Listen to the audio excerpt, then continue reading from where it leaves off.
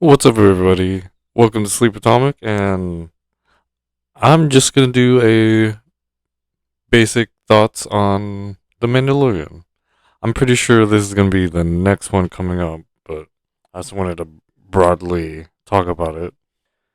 Not even an outline. It was just, it's pretty much the movie or show that it wants to be.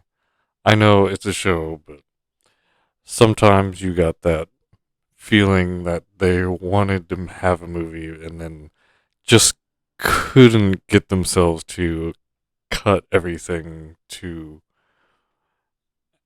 have a movie. So they have a elongated uh type of thing like that they are calling a show.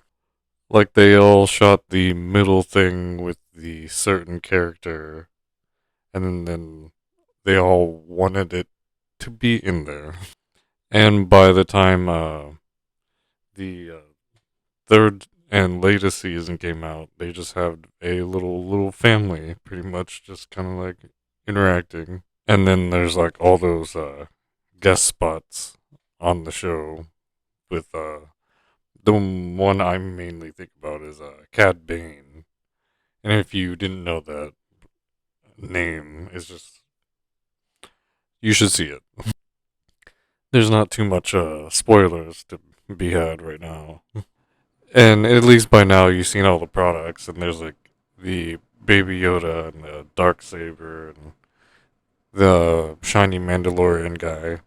Not to insult your intelligence, because I'm sure you're aware, but I just wanted to save that for the actual episode discussions.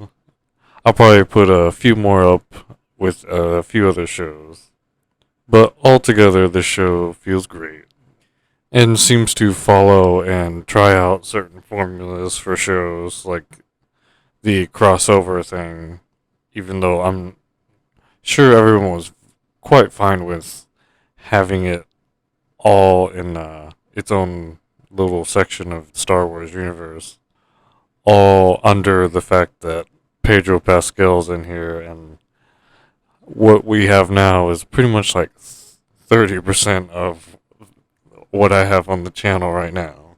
It seems to be his time in the light, and we're all being endeared to Pedro Pascal and everything he does. And in this one, you basically go like, "Oh, I really like his voice." Like I'm just now noticing something that just seems to excel with just the character when other voices could have made it actually monotone and not conveyed anything at all, even though it seems to be not very fluctuating in inflections. But I like the little country western or just actual western and all the backbone that it shows that of everyone kind of like that. Maybe representing the people behind the scenes getting everything done for like YouTube or movies or just all the fun stuff that we like, the theme parks, and everything that had to come together for that to be enjoyed.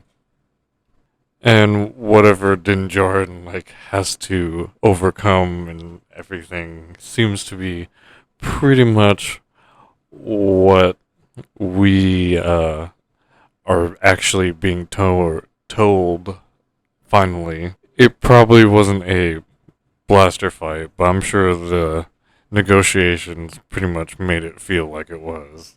I was gonna let it simmer for a while before I did the episode reviews and discussions, but it's pretty good, so might as well stay on about the same track after Andor is done to continue the Star Wars like being kept in our horizons without enjoying the things that we have laid to waste. So after we at least get a second show ready to review after Andor's 12 episode rewatch and review is done. I'll be doing Mandalorian and whatever else I feel comes to mind after I do. I guess the back to basics appreciation for whatever I will be putting up next. But this was Sleep Atomic, and I'm Alistair. So if anyone hasn't told you yet, you look good, and it's great.